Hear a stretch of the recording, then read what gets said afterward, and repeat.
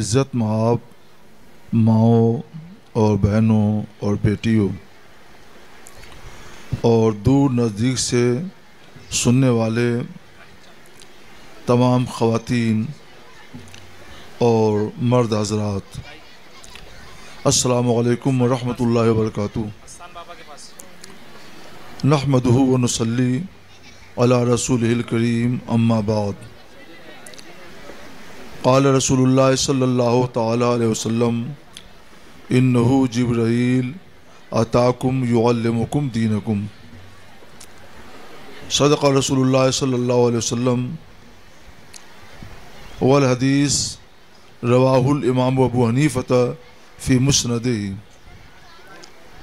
हम लोग सबसे पहले आक़ाए कायनात हुज़ूर सय्यद मौजूदात जनाब मुहम्मद रसूलुल्लाह सल्लल्लाहु अलैहि वसल्लम की बारगाह बेकस पनाह में औरतें पस्त आवाज़ से और मर्द बुलंद आवाज़ से दरूद पाक का हदिया पेश करें। अल्लाहुम्मा सल्लि अला सय्यिदिना मौलाना मुहम्मदिन मक़दरिल जुद वल करम व आलिहि व सहाबिहि व बारिक वसल्लम। क्या चलें? ठीक है। इल्म हासिल करना मर्दों पर भी फ़र्ज़ है और औरतों पर भी फ़र्ज़ है। नमाज फ़र्ज़ है तो इस फ़र्ज़ को अदा करने के लिए किन चीज़ों से बचना ज़रूरी है और किन चीज़ों को करना ज़रूरी है। ऐसी और भी फ़राइज़ अदा करने के लिए क्या चीज़ें दरकार हैं, इसके लिए इल्म ज़रूरी है। इल्म ये एक चिराग है, दीन का चिराग। इसके बग़ैर हम दीन का रास्ता सही तौर पे नहीं चल सकते। हमारे मुसलमान मर्दों में जहल आम है और उनसे ज़्यादा औरतों में जहालत पाई जाती है। अब हम सिर्फ मदारिस के ज़रिए और दारुल उलूम के ज़रिए सबको इल्म दीन की दौलत से माला माल नहीं कर सकते। इसलिए हमारी आलमी तहरीक सुन्नी दावत इस्लामी ने यह फ़ैसला किया कि जगह जगह इज्तिमाआत करें और वहाँ पहुँचकर लोगों की दीन की बातें सिखाएं। इसके लिए दो तरीक़े अपनाए गए। ज़्यादातर खिताबात का तरीक़ा अपनाया गया कि खिताबात के ज़रिए, लेक्चर के ज़रिए मर्दों और औरतों को दीन की ज़रूरी बातें, ज़रूरी अक़ायद, ज़रूरी मसाइल और आमाल, औराद, अज़कार की तालीम दी जाए। मगर ये हम अपने हिसाब से करते हैं। बहुत सी बातें वो होती हैं जो हमारे मुखातब मर्दों और औरतों के दिलों में जन्म ले रही होती है, खटक रही होती है। हम नहीं जानते कि उनके दिलों में क्या सवाल पैदा हो रहे हैं और क्या बातें उनके दिलों में खटक रही है, वो किन चीज़ों को जानना और समझना चाहते हैं। तो इसके लिए फिर दूसरा तरीक़ा अपनाया गया कि महफ़िल सवाल व जवाब मुनक़्क़िद कर दी गई, बज़्म सवाल व जवाब, ताकि जिसके दिल में जो कुछ भी दीनी ज़रूरी मसाइल, अक़ायद वग़ैरह के ताल्लुक़ से कोई सवाल पैदा हो रहा हो, कोई खलजान हो, कोई दाइया हो, तो वो पेश करें और जवाबात के ज़रिए, दीनी और शरई जवाबात के ज़रिए उनके ज़हन की, दिमाग की उलझनों को दूर करके उनको तशफ़ी दी जाए। तो एक तो कुछ बयानात आपने सुन लिए और इंशाअल्लाह सुनेंगे, और इसी दौरान हम हाज़िर हुए हैं ताकि ये जानें कि आपके दिल में कैसे कैसे सवालात पनप रहे हैं और कौन से सवालात आपको खलजान में डाले हुए हैं। आप वो भेज सकती हैं। इंशाअल्लाह ताला कुरान व हदीस की रोशनी में फ़िक़्ह हनफ़ी के मुताबिक उनके जवाबात देने की कोशिश की जाएगी। अल्लाह ताला कबूल फरमाए। सिराजुल उम्मा इमाम आज़म अबू हनीफ़ा रज़ी अल्लाह ताला अन्हु یہ ہمارے سب سے بڑے امام ہیں۔ لوگ سوچتے ہیں کہ ہم لوگ ماننے والے ہیں رسول معظم جناب محمد رسول اللہ صلی اللہ علیہ وسلم کے، تو پھر امام اعظم ابو حنیفہ کا نام کہاں سے آ گیا؟ تو یہ بات دل میں کھٹکنی چاہیے، کھٹکنے والی ہے۔ تو سنو، بہت سی دین کی باتیں وہ ہیں جو قرآن میں صاف صاف بیان کر دی گئی ہیں، حدیث شریف میں بھی صاف صاف بیان کر دی گئی ہیں، اور بہت سی دین کی باتیں وہ ہیں جو قرآن میں تو صاف صاف ہم کو نہیں ملتی ہیں مگر حدیث شریف میں صاف صاف بیان کر دی گئی ہیں۔ تو جو باتیں قرآن میں صاف صاف بیان کر دی گئیں تو وہاں قرآن ہی کے حکم پر عمل ہوگا۔ جو باتیں احادیث نبویہ میں رسول اللہ صلی اللہ علیہ وسلم کی سنتوں میں صاف صاف بیان کر دی گئی ہیں تو وہاں پہ ان سنتوں کے مطابق عمل کیا جائے گا۔ اور اس کے بعد ایک نمبر یہ آتا ہے کہ قرآن اور حدیث میں بظاہر ہمیں ایسا کوئی ثبوت نہیں ملتا کہ یہ کام کرنا چاہیے یا نہیں کرنا چاہیے، مگر پہلے کے زمانے کے فقہا اور مجتہدین نے اجماع کر لیا، اتفاق کر لیا کہ حکم یہی ہے۔ یعنی ایک قرن کے، ایک صدی کے جتنے بھی فقہا دنیا بھر میں تھے ان تمام فقہا نے ایک حکم پر اتفاق کر لیا کہ شریعت حکم اس بارے میں یہی ہے۔ تو ایسے حکم کو اجماع کہا جاتا ہے۔ تو جہاں قرآن میں صاف صاف کوئی واضح حکم نہیں ملتا، حدیث شریف میں صاف صاف کوئی واضح بات نہیں ملتی، لیکن اجماع امت میں اس کا ثبوت موجود ہے، تو وہاں ہم لوگ اجماع امت پر عمل کرتے ہیں۔ اس کے بعد ایک نمبر وہ آتا ہے کہ قرآن میں بھی حکم نہیں مل رہا ہے اور حدیث میں بھی حکم نہیں مل رہا ہے، اجماع امت میں بھی حکم نہیں مل رہا ہے، تو اب کیا کیا جائے؟ کون سی صورت اختیار کی جائے؟ تو عام آدمی قرآن و حدیث کو سامنے رکھ کر اس سے مسائل نکال نہیں سکتا، اس سے مسائل کو سمجھ نہیں سکتا، اس سے عقائد کو سمجھ نہیں سکتا، لیکن اللہ نے اپنے نیک بندوں کی ایک جماعت دنیا میں بھیج دی جن کو فقہا اور مجتہدین کہا جاتا ہے۔ یہ لوگ پہلی اور دوسری صدی میں زیادہ موجود تھے۔ ان حضرات نے اللہ کی دی ہوئی سمجھ سے، اللہ کی دی ہوئی فقہ سے قرآن میں غور کیا اور حدیث شریف میں غور کیا، اور غور کرنے کے بعد پورے خوف خدا کو سینے میں رکھ کر، اللہ کی خشیت دل میں بسا کر، انہوں نے پورے طور سے غور کیا، فکر کیا کہ یہ جو نیا مسئلہ آیا ہے اس میں قرآن کا حکم کیا ہونا چاہیے، رسول اللہ کی سنت کا فرمان کیا ہونا چاہیے۔ تو انہوں نے سمجھ میں آ گیا کہ یہ حکم ہونا چاہیے، تو انہوں نے بیان کیا۔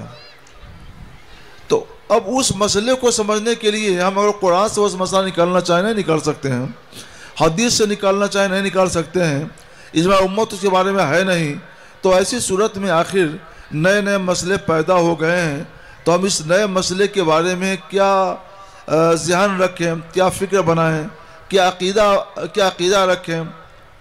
تو اب یہاں ضرورت پیش آ جاتی ہے سراج الامہ امام اعظم ابو حنیفہ رحمۃ اللہ تعالی علیہ کی۔ یہ رسول اللہ کے زمانے سے دوسرے اماموں اور فقیہوں کے بنسبت بہت زیادہ قریب ہیں، اور ان کو لاکھوں لاکھ حدیثیں یاد تھیں، ایک نہیں لاکھوں حدیثیں ان کو یاد تھیں۔ 4000 کے قریب حدیثیں تو انہوں نے مسند ابو حنیفہ میں جمع فرما دی ہیں۔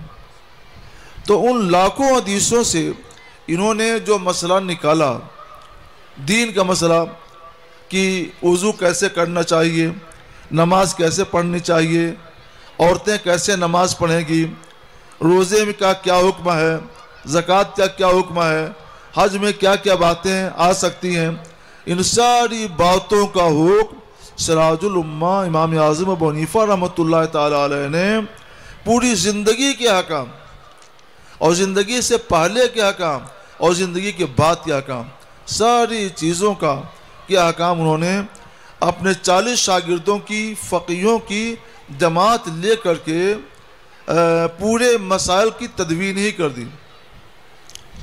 اتنا ہی بڑی تدوین نہیں ہوئی ہے، نہ اتنے بڑے فقیہ اور امام پائے گئے. اس وجہ سے ہم لوگ ایسے مسئلوں میں صرف امام اعظم ابو حنیفہ رحمۃ اللہ علیہ کی طرف پلٹتے ہیں جس کو تقلید کہا جاتا ہے. یہ تقلید جو ہے عرفی نام ہے سمجھنے کے لیے، ورنہ حقیقت میں جس کو تقلید کہتے ہیں یہ تقلید بھی کتاب اللہ کی اطاعت ہے، رسول اللہ کی پیروی ہے، اللہ کے فرمان کو ماننا ہے. کیونکہ اللہ نے فرمایا ہے، قرآن میں فرمایا ہے فَاسْأَلُوا أَهْلَ الذِّكْرِ إِن كُنتُمْ لَا تَعْلَمُونَ، تم علم والوں سے پوچھو، یعنی فقیہوں سے پوچھو، مجتہدوں سے پوچھو اگر تم نہیں جانتے ہو. تو یہ جو نئے نئے مسائل آئے اور وہ مسائل جن کے بارے میں قرآن و حدیث میں صاف صاف احکام موجود نہیں ہیں، ان کے بارے میں ہم قرآن میں کہاں پاتے، حدیث میں کہاں پاتے، اجماع بھی نہیں ہے. تو اب کیا کریں؟ اللہ نے فرمایا ہے کہ اب ایسے مسئلے میں تم فقیہوں اور مجتہدوں کے پاس، اہل علم کے پاس جاؤ اور وہ جو ہدایت دیں اس ہدایت کے مطابق عمل کرو اور زندگی گزارو. تو ہم جو امام اعظم کی بارگاہ میں حاضر ہوئے کہ امام اعظم آپ بتائیں کہ ہم یہاں پہ کیا کریں، سرکار آپ رہنمائی فرمائیں کہ ہم اپنی زندگی کیسے گزاریں، حضور آپ فرمائیں کہ ہم اپنے مردوں کی تجہیز تکفین کیسے کریں، سرکار آپ فرمائیں کہ ہمارے جو میت چلے گئے اور انہوں نے مال چھوڑا تو ان کے مالوں کی تقسیم وارثوں میں کریں، کیسے کریں، وصیت تو کیسے پوری کریں. یہ سارے مسائل قرآن اور حدیث سے کھنگال کر امام اعظم ابو حنیفہ رحمۃ اللہ علیہ نے بیان کر دیے ہیں، جن کو امام ابو یوسف رضی اللہ تعالیٰ عنہ نے لکھا، امام محمد بن حسن شیبانی رحمۃ اللہ علیہ نے لکھا. اور مسائل کا یہ ذخیرہ روایت ظاہرہ کے ساتھ ان کے زمانے سے منتقل ہوتا ہوا ہر زمانے میں متواتر طریقے پر اگلی نسلوں تک پہنچتا رہا، اور ان کے بعد دوسری نسلوں تک، ان کے بعد باقی نسلوں تک، یہاں تک کہ ہم لوگوں تک فقہ کا وہ علمی ذخیرہ پہنچ آیا اور اس سے ہم لوگ استفادہ کرتے ہیں اور اسی کو سامنے رکھ کر کے ہم لوگ مسائل بیان کرتے ہیں. تو یہ ہم نے فقہ حنفی کی ایک پوری تاریخ آپ کے سامنے رکھ دی تاکہ آپ سمجھ جائیں کہ ہم لوگ رسول اللہ کی پیروی کرتے ہیں، اللہ کی اطاعت کرتے ہیں، مگر تقلید جو کرتے ہیں نام تقلید کا، حقیقت میں یہ بھی اطاعت ہے اور حقیقت میں یہ بھی اتباع ہے اللہ کا، اللہ کے رسول صلی اللہ علیہ وسلم کا. یہ الگ بات ہے کہ نام ہم نے کچھ کا کچھ رکھ دیا. جیسے ہم لوگ مسلم ہیں مگر کسی نے اپنے بچے کے نام ارشد رکھ دیا تو ارشد ہے پھر بھی مسلم ہے. کسی نے اپنے بچے کا نام شاہد رکھ دیا، شاہد ہے پھر بھی مسلم ہے. کسی نے اپنے بچے کا نام کچھ اور رکھ دیا، نیک نام، اچھا نام، تو وہ ناموں کے باوجود بھی وہ مسلم ہے. تو نام بدلنے سے نہیں ہوتا ہے، اصل حقیقت دیکھی جاتی ہے. تو حقیقت یہی ہے کہ ہم ہر جگہ قرآن کی پیروی کرتے ہیں، رسول اللہ صلی اللہ علیہ وسلم کی سنتوں کی پیروی کرتے ہیں، اجماع کی پیروی کرتے ہیں. اس لیے مقلد ہو کر بھی ہم قرآن کی پیروی کرتے ہیں اور مقلد ہو کر بھی ہم حدیث رسول اللہ کی پیروی کرتے ہیں. درود پاک پڑھیے. اللہم صلی علی سیدنا مولانا محمد وبارک وسلم وعلی آلہ وصحبہ وبارک وسلم. صلاۃ و سلام علیک یا رسول اللہ.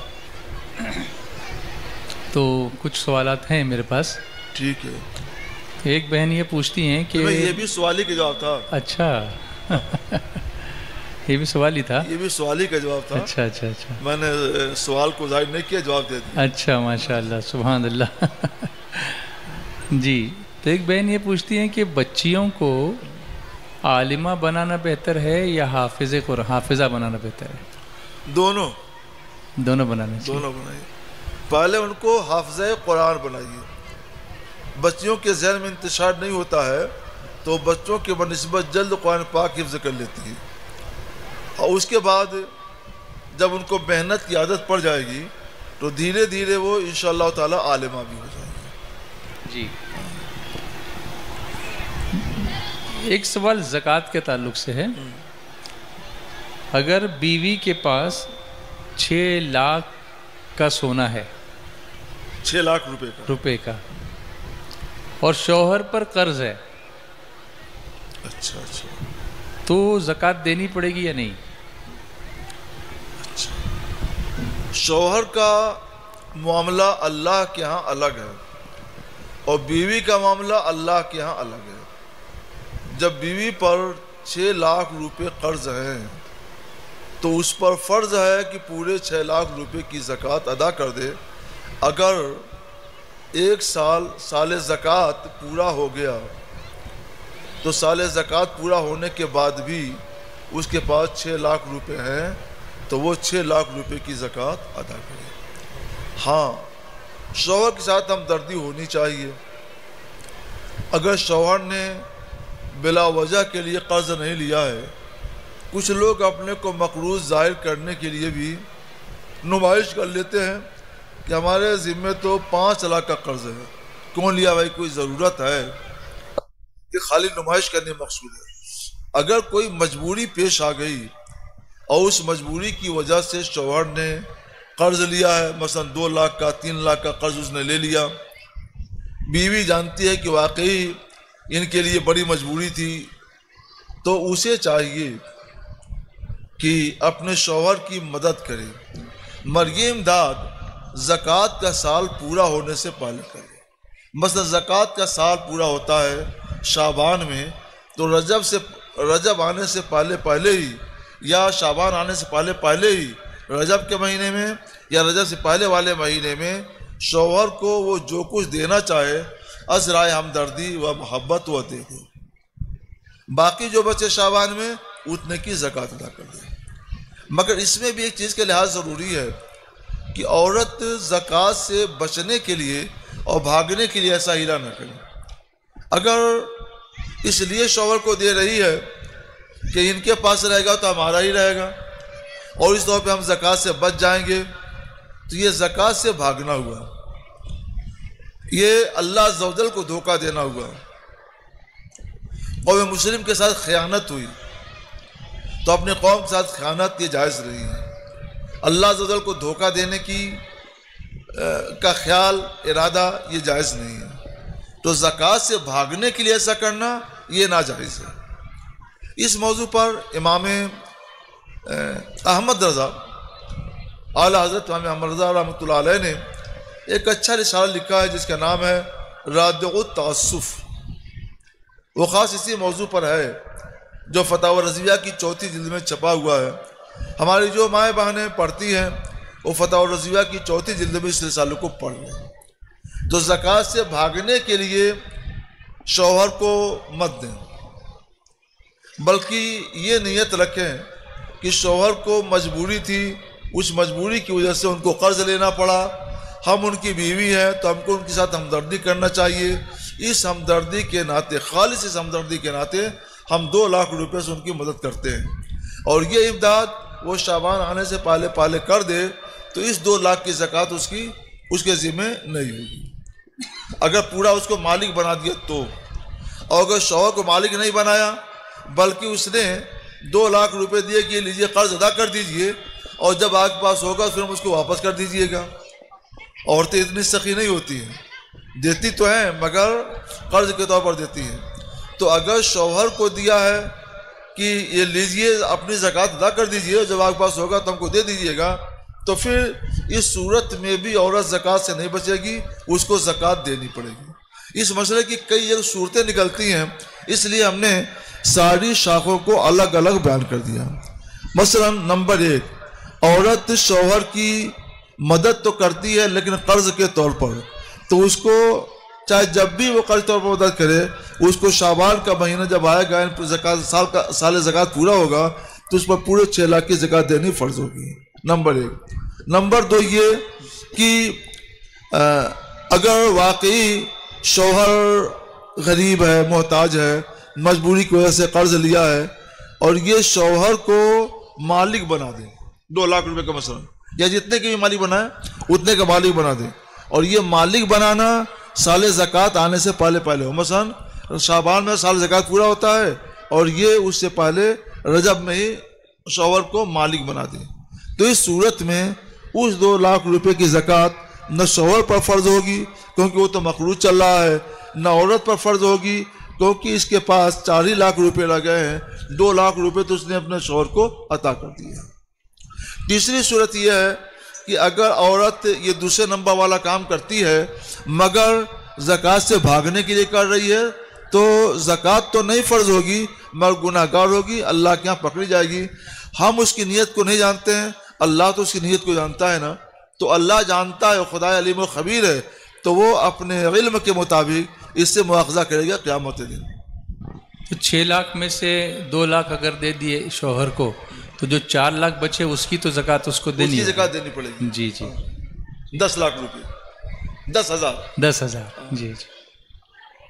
اچھا، اگر بار بار پیشاب آنے کی شکایت ہے تو ایسی صورت میں نماز کیسے ادا کی جائے؟ بہت مبہم سوال ہے۔ بار بار پیشاب کبھی اس وجہ سے بھی آتا ہے پانی زیادہ پی لیا، مسالہ کچھ کمزور ہے تو 1 گھنٹے پر آدھا گھنٹے پر پیشاب لگ جاتا ہے، پیشاب کر لیتا ہے، تو یہ کوئی اس زمین نہیں شمار ہے۔ بار بار پیشاب آنا اگر اس طور پر ہے کہ وہ ایک وضو کر کے فرض نماز ادا کر لیتا ہے، وضو کر کے فرض نماز وہ ادا کر لیتا ہے اور سلام پھیر لیتا ہے، اس کے بعد اس کو پیشاب کی حاجت ہوتی ہے تو بھی وہ معذور نہیں ہے۔ اسے چاہیے کہ نماز کا وقت آنے کے بعد استنجا کر لے، وضو کرے، جماعت سے پہلے اور فوراً جماعت میں شریک ہو جائے، سنت پڑھ لے، جب تک استنجا لگ جائے گا، حاجت پیش آئے گی تو جا کر استنجا کر لے۔ تو یہ ایک دوسری صورت ہوئی۔ اس کی ایک تیسری صورت یہ ہے کہ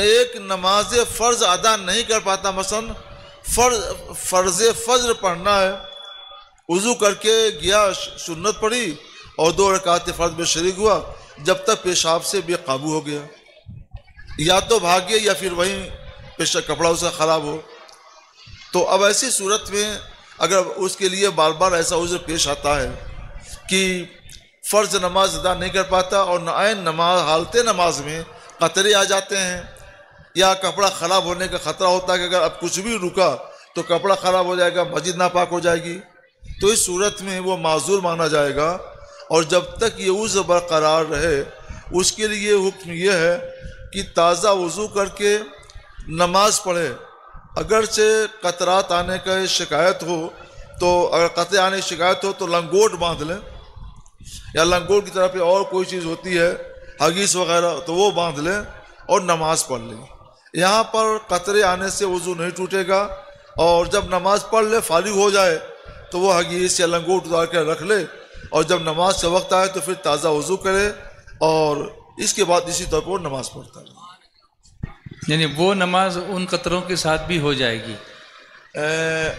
ان کپڑوں کے ساتھ ہر وقت میں اس کو مثلا اگر حگیس سے اپنا پیشاب رک رہا ہے تو ہر وقت میں اس کو حگیس پہننا پڑے، مطلب نیا کپڑا، وہ نیا کپڑا، ہاں لنگوٹ بھی ہو تو نیا لنگوٹ باندھنا پڑے۔ یہ کرتی تھی کہ اپنے بال کاٹ کر دوسری عورتوں کے ہاتھ بیچ دیتی تھی، اور وہ اس کا بال کسی سے جوڑوا لیتی تھی یا جوڑ لیتی تھی اور اپنے بال لمبے کر لیتی تھی۔ تو حضور صلی اللہ علیہ وسلم کی جب آمد ہوئی، تشریف آوری ہوئی دنیا میں، تو آپ نے خاص طور پر عورتوں کی اس بدعت پر اور اس خصلت پر توجہ فرمائی اور فرمایا لعن اللہ الواصلات والمستوصلات، اللہ کی لعنت بال جوڑنے والیوں پر اور اللہ کی لعنت بال جوڑوانے والیوں پر۔ بال کب جوڑیں گے؟ جب ایک عورت اپنا بال کاٹ کر دے گی تبھی نا، فری میں دے تو بھی ناجائز اور دام دے کر دے تو بھی ناجائز، اور جو جوڑے گی وہ بھی اس پر بھی لعنت اور جو جوڑوائے گی اس پر بھی لعنت۔ تو جوڑنے والی پر بھی لعنت، جوڑوانے والی پر بھی لعنت، اور اس کے لیے ذریعہ کیا ہے؟ بال کاٹ کر دینا، بیچ دینا یا ہبا کرنا، تو یہ بھی ناجائز ہے۔ اس کی ایک وجہ ہے، بہت بڑی وجہ ہے، قرآن نے ضابطے بیان کیے ہیں، اصول بیان کیے ہیں، ایک چیز کو نہیں بیان کیا ہے، ضابطے ایسے بیان کیے ہیں کہ ان ضابطوں سے قیامت تک کے نوپیدا مسائل کے احکام نکلتے ہیں۔ تو قرآن نے بیان فرما دیا لقد کرمنا بنی آدم، ہم نے بنو آدم کو، انسان کو مکرم اور معزز بنایا۔ تو اس کی عزت یہ ہے کہ انسان کو بیچا نہ جائے۔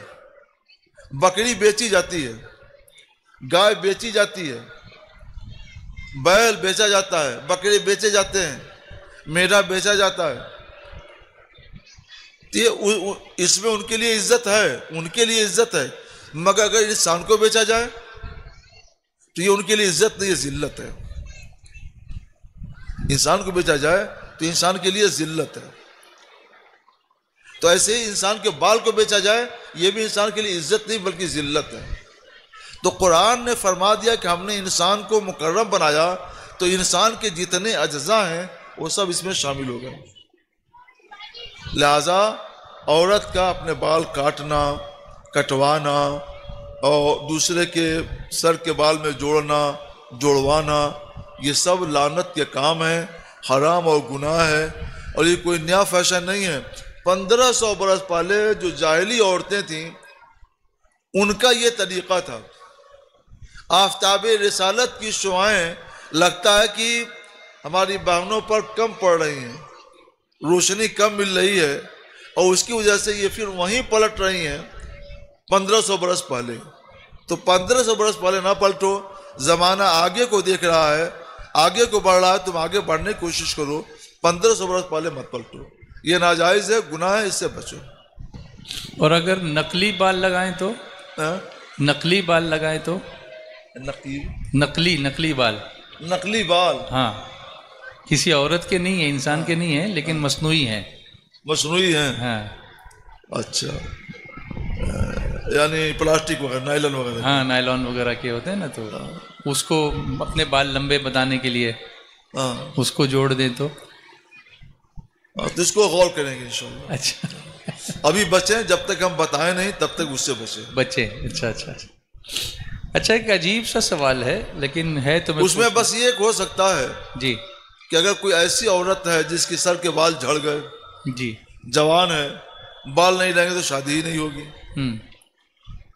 تو اس کے سر پہ اگر ایسے بال لگا دیے جائیں، کھیتی نہ ہو جی، بس لگا دیے جائیں تاکہ اس بیچاری کی شادی ہو جائے، عزت کی اور سکھ کی زندگی گزارے، تو اس کے لیے اجازت ہونی چاہیے۔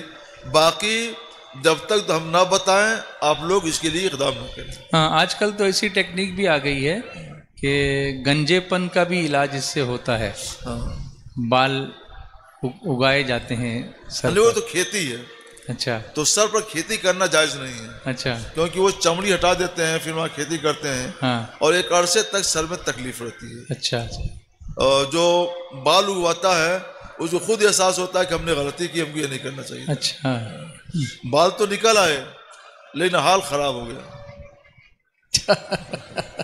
آئے بال، خراب ہوا حال۔ اچھا، ایک عجیب سا سوال ہے، میری بھی سمجھ میں تو نہیں آیا لیکن پیش کرتا ہوں۔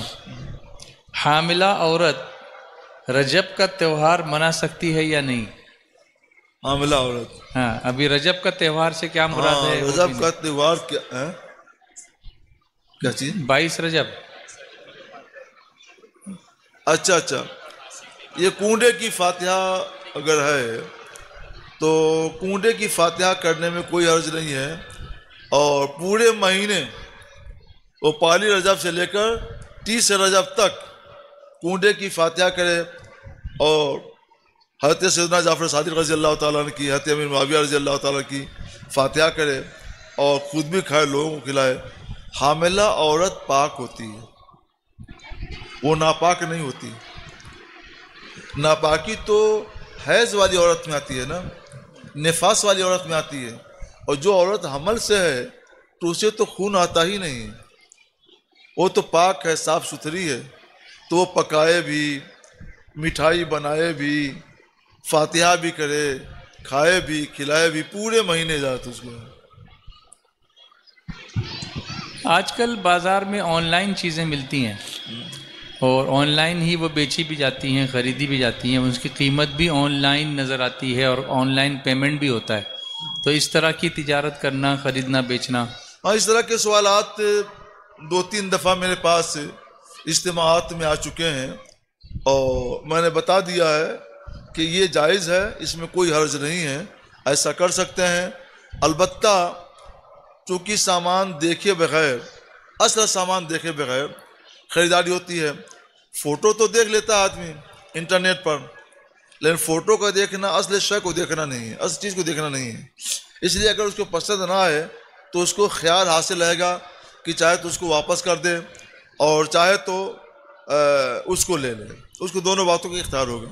مگر اب تک کا میرا تجربہ ہے کہ انٹرنیٹ، یہ آن لائن جو سامان کی خرید و فروخت ہوتی ہے، وہ لوگ سمجھداری سے کام کرتے ہیں، اور وہ لوگ ایک اچھے تاجر کا کارنامہ انجام دیتے ہیں، سامان صحیح بیچتے ہیں، غلط نہیں بیچتے ہیں۔ لیکن اگر کبھی سامان انہوں نے غلط بھیج دیا تو اس میں انہی کا نقصان ہے، کیونکہ اگر ایک مرتبہ آن لائن سامان غلط آ گیا تو ہمیشہ کے لیے انسان کا اعتماد اس پر سے اٹھ جاتا ہے، پھر 2-4 نے ایسا کر دیا تو اعتماد اٹھ جائے گا اور ان کی تجارت ہی بیکار ہو جائے گی۔ اس لیے انہیں چاہیے کہ اپنی تجارت کو خراب نہ کریں، اور آن لائن جو سامان بیچتے ہیں، جو دکھلاتے ہیں وہی سامان یا اس سے اچھا سامان بیچیں، یہ جائز و درست ہے، کوئی حرج نہیں ہے۔ عمرہ ہو جانے پر عورتوں کو اپنے بال خود اپنے ہاتھ سے کاٹنا چاہیے، یا جس نے آلریڈی اپنے بال کاٹ لیے ہیں اور احرام سے نکل گئی ہے اس سے کٹوانا چاہیے؟ کیونکہ الگ الگ لوگ الگ الگ باتیں بتاتے ہیں، تو آپ رہنمائی فرمائیں۔ اصل میں بال کاٹنا جو ہے ایسے ہی ہے جیسے نماز میں سلام پھیرنا۔ نماز میں تکبیر تحریمہ کر لیا تو بہت چیزیں حرام ہو گئیں، اور سلام پھیر دیا تو وہ چیزیں حلال ہو گئی۔ عورت نماز پڑھتی ہے تو خود سلام پھیر سکتی ہے کہ نہیں؟ حلال ہونے کے لیے خود پھیر سکتی ہے کہ خود پھیرتی ہے؟ اس وقت تو نہیں پوچھتی ہے۔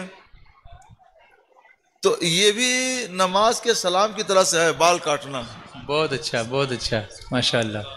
نماز کے سلام طرح سے ہے، اگر اپنے ہاتھ سے کاٹ سکتی ہے تو کاٹے، جیسے سلام پھیرتی ہے ویسے اپنے بال بھی کاٹ سکتی ہے، ماشاءاللہ جی۔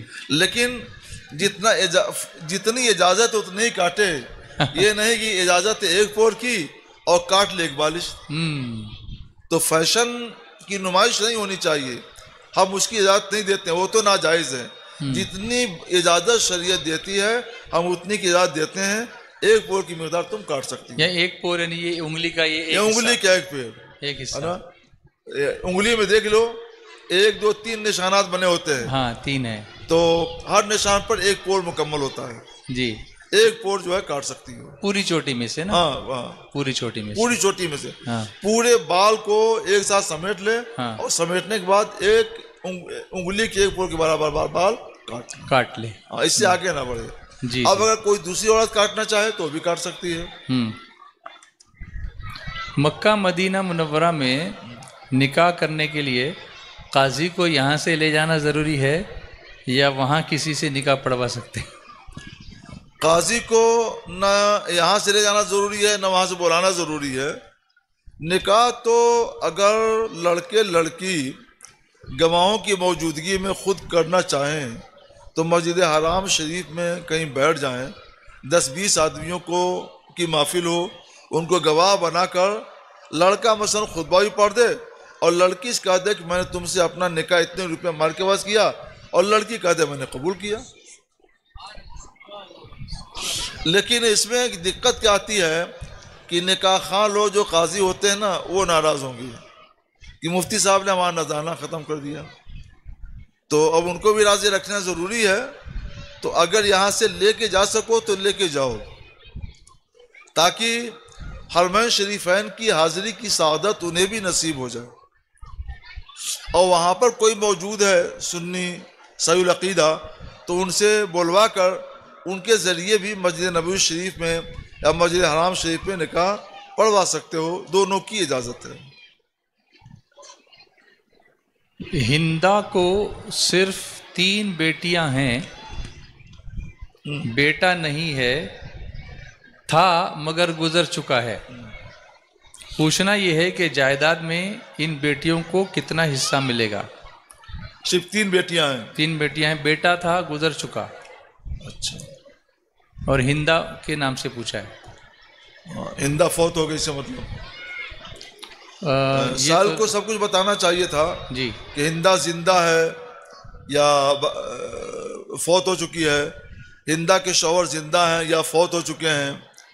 یہ وراثت کا مسئلہ ہے، اور وراثت کے مسئلوں کو یا تو بہت واضح طور پر لکھا جائے کہ کون مر چکا، کون کون باقی ہے، یا پھر ملاقات کر کے پوچھا جائے۔ تھوڑے فرق سے حصے میں کمی بیشی ہو جاتی ہے، کبھی حقدار محروم ہو جاتا ہے، کبھی محروم حقدار ہو جاتا ہے۔ تو جتنا بھیجا ہے، یعنی ہم اس مان لیتے ہیں کہ ہندا فوت ہو گئی، اور ہندا کا شوہر بھی پہلے فوت ہو چکا ہے، اور ہندا کے ماں باپ بھی زندہ نہیں ہیں۔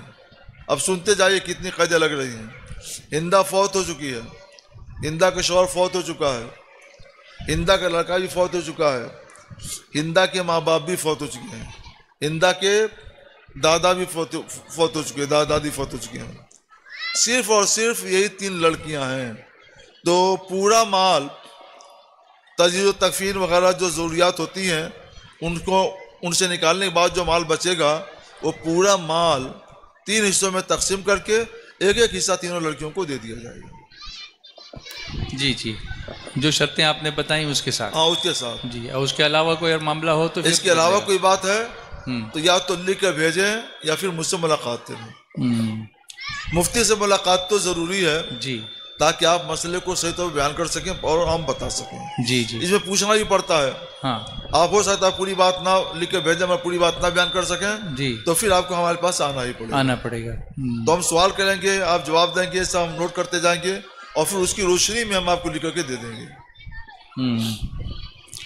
منہ میں دانتوں پر سٹیل کا کیپ لگانے سے نماز ہوگی یا نہیں؟ اسٹیل کا کیپ، سٹیل کا کیپ کوئی بلا وجہ کے لیے تو نہیں لگاتا ہے۔ دانتوں میں کوئی خرابی ہو جاتی ہے تو دانت کار آمد ہو جائیں، اس کے لیے لگایا جاتا ہے۔ چاندی کا کیپ لگا سکتے ہیں، سونے کا کیپ لگا سکتے ہیں، اسٹیل کا بھی کیپ لگا سکتے ہیں، یہ جائز ہے۔ عذر کی وجہ سے اس کی اجازت ہے، لگا سکتے ہیں، نماز بھی پڑھ سکتے ہیں۔ طلاق دونوں کی مرضی سے ہو، میاں بیوی کی، تو کیا عورت کو عدت گزارنی چاہیے؟ آگے لکھا ہے عورت نہیں چاہتی کہ عدت گزارے۔ نہیں، یہ تو کرنا پڑے گا۔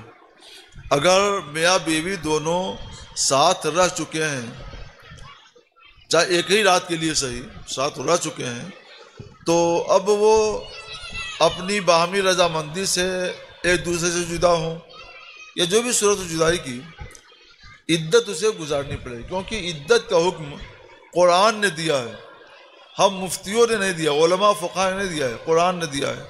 والمطلقات یتربصن بانفسهن ثلاثة قروء، طلاق والی عورتیں 3 حیض تک اپنے آپ کو روکی رہیں، جب تک 3 مرتبہ حیض آ کر گزر نہ جائے دوسرے سے نکاح نہ کریں۔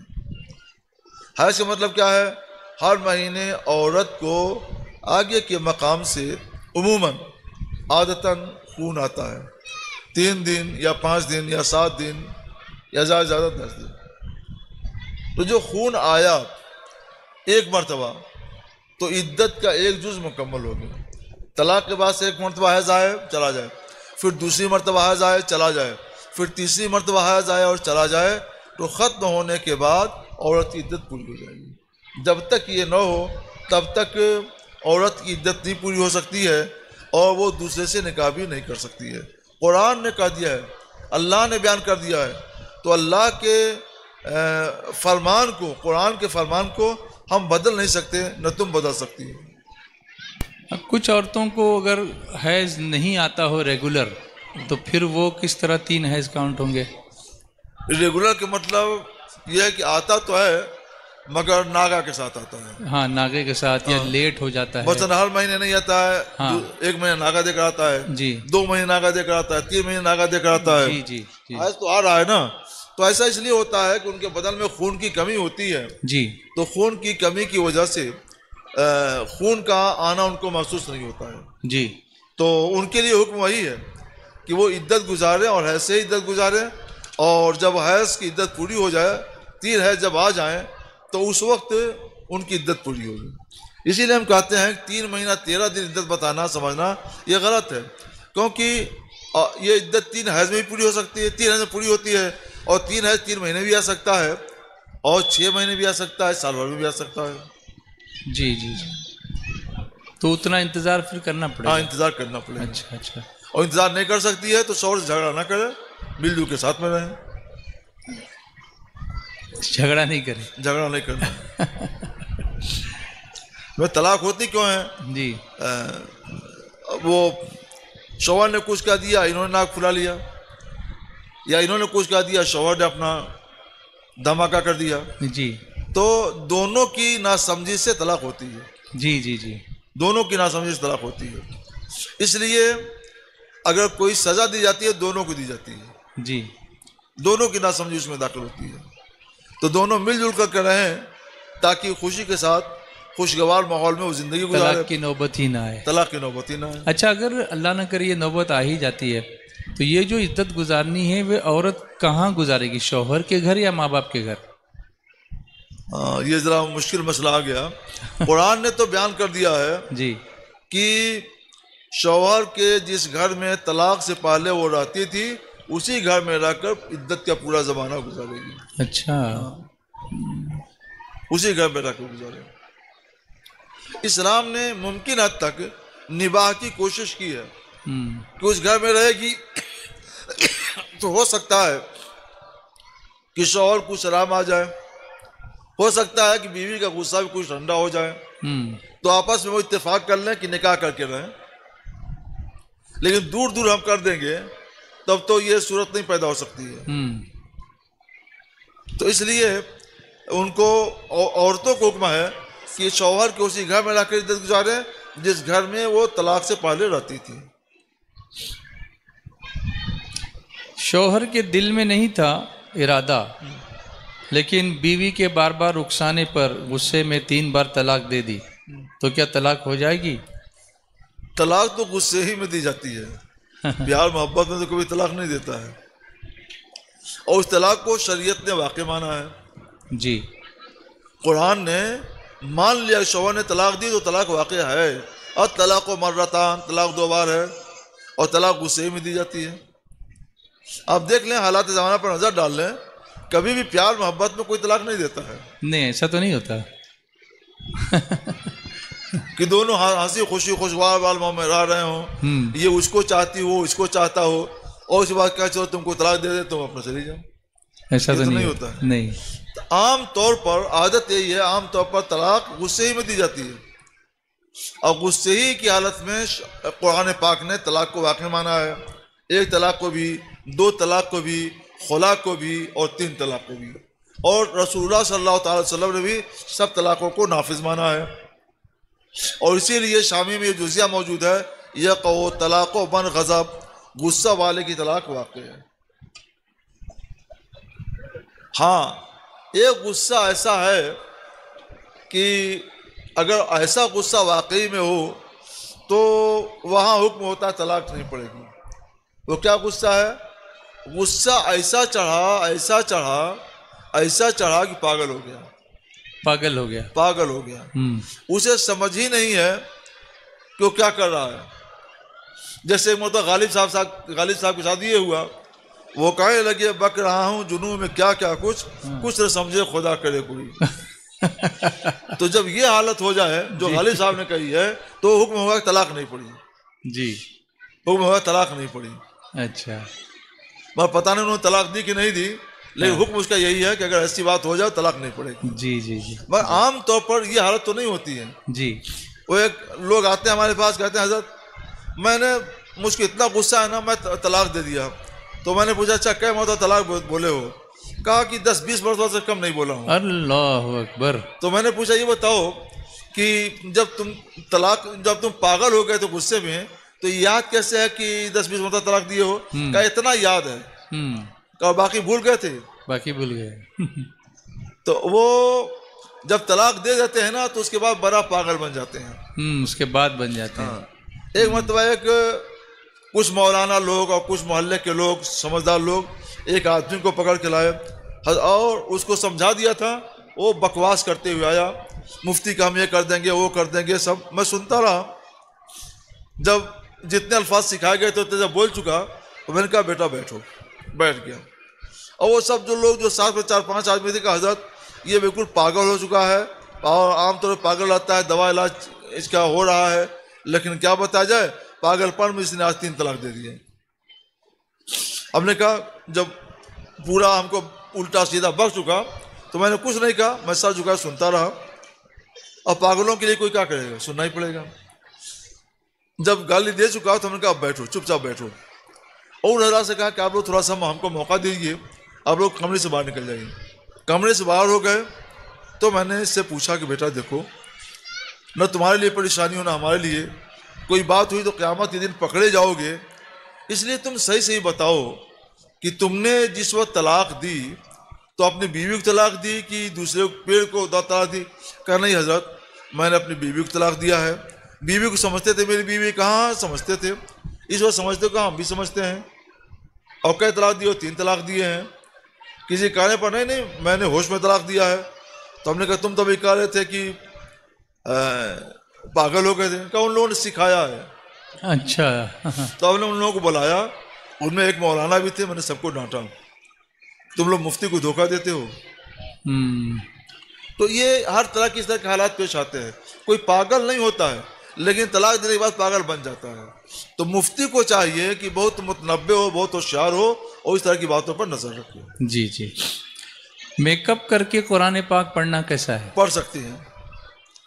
میک اپ اپنے شوہر کے اوپر ظاہر کریں, شوہر کے علاوہ اپنے کمرے میں رہیں اور اجنبی مردوں اور پر ظاہر نہ کریں. ہاں آگے یہی لکھا ہے انہوں نے کہ فیشن یہ ہو گیا ہے کہ چراغاں ہوتا ہے اس میں میک اپ کر کے جاتی ہیں, درگاہ پہ میک اپ کر کے جاتی ہیں. یہ نمائش ہے, نمائش ہے, یہ تلاوت نہیں ہے. اپنے کمرے میں شوہر کے کمرے میں رہ کر تلاوت کر سکتی ہیں. اجنبی عورتوں کے سامنے مردوں کے سامنے اس طرح جانا, نمائش کرنا یہ حرام اور گناہ. جی ابھی شاید لگتا ہے یہ کسی عالم نے لکھ کے بھیجا ہے. ابھی جو گفتگو اپنی ہو رہی تھی کہ شوہر کے گھر رہے گی طلاق کے بعد یا بعد میں رہے گی, تو انہوں نے یہ ریکویسٹ کی ہے کہ اگر 3 طلاق دے دے تو پھر وہ کہاں رہے گی, کیونکہ رجعی اور مغلظہ دونوں کا فرق اگر آپ سمجھا دیں تو بہتر ہوگا, ورنہ وہ کنفیوژن کا شکار ہوں گے. نہیں 3 طلاق کی تفصیل تو نہیں بیان کی ہے. مطلقاً طلاق کا حکم یہی دیا ہے, طلاق کی عدت حکم یہی بیان کیا گیا ہے کہ عورت اپنے شوہر کے گھر میں رہے جس گھر میں رہتی تھی اور وہیں رہ کر کی عدت گزارے. نہ تو طلاق رضعی, نہ طلاق بائن اور نہ طلاق مغلظہ. کسی کوئی تفصیل میری نگاہ میں نہیں ہے. میری نگاہ میں سب کا حکم یہی ہے.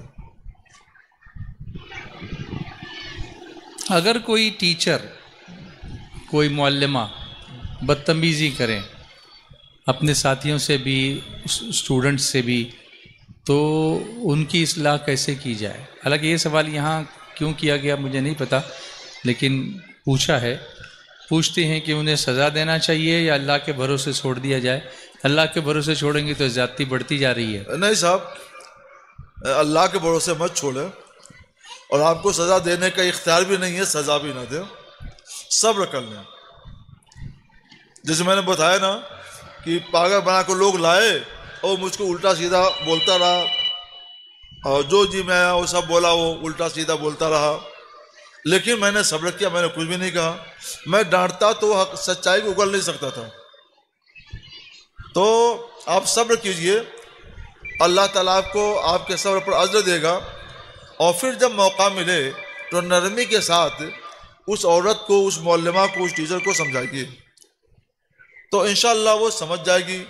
1 مرتبہ میں نہیں, 2 مرتبہ میں نہیں, 4 مرتبہ میں, 5 مرتبہ میں.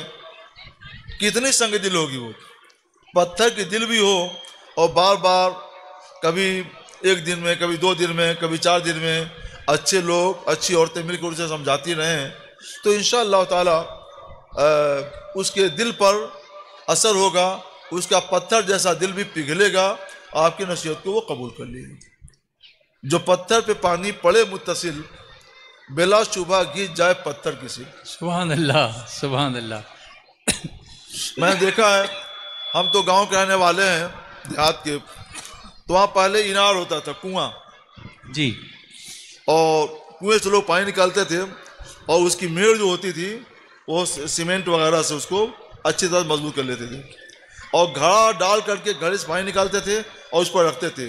1.5-2 سال میں جس جگہ گھڑا رکھ کر کے اٹھاتے تھے تو وہ جگہ، اس جگہ پہ وہ جگہ نیچی ہو جاتی تھی، اور کیا کہتے ہیں، یہ مٹکیاں رکھنے کی وجہ سے وہ جگہ نیچی ہو جاتی تھی، گھس جاتی تھی، تو مٹکا کوئی ٹوٹا نہیں، پھوٹا نہیں۔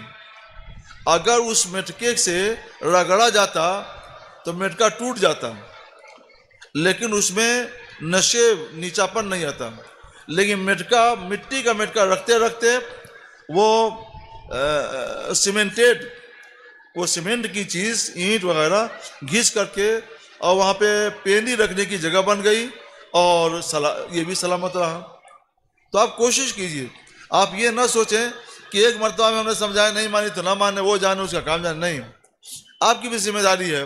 کنتم خیر امت اخرجت للناس تأمرون بالمعروف وتنہون عن المنکر، تم لوگوں کو اللہ تعالیٰ نے بہتر امت بنا کر بھیجا ہے کہ تم لوگوں کو بھلائی کا حکم دیتے ہو، برائی سے روکتے ہو۔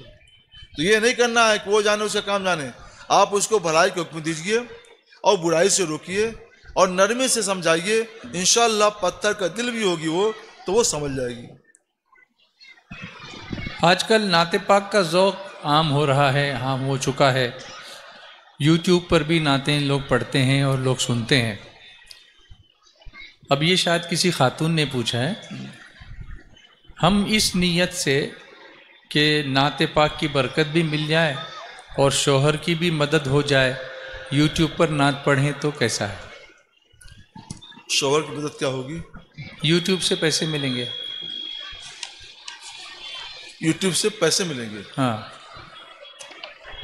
وہ اپلوڈ کرتے ہیں نا تو اس پھر ایڈورٹائز آتی ہے، پھر اس کے کچھ پیسے ملتے ہیں، وہ پڑھے گا مونیٹائز۔ کون؟ شاید وہ یہ خاتون ہی پڑھیں گی لگتا ہے۔ نہیں، آپ کو یہ اجازت نہیں ہے، ابھی یہ مسئلہ بھی زیر غور ہے کہ ایسا لوگوں کو کرنا چاہیے نہیں کرنا چاہیے، اور خواتین ہرگز ایسا نہ کریں، اپنی آواز کو محفوظ رکھیں، پردہ ہے تو پردے میں رہیں۔ طلاق ہو چکی ہے پھر بھی ساتھ رہتے ہیں میاں بیوی،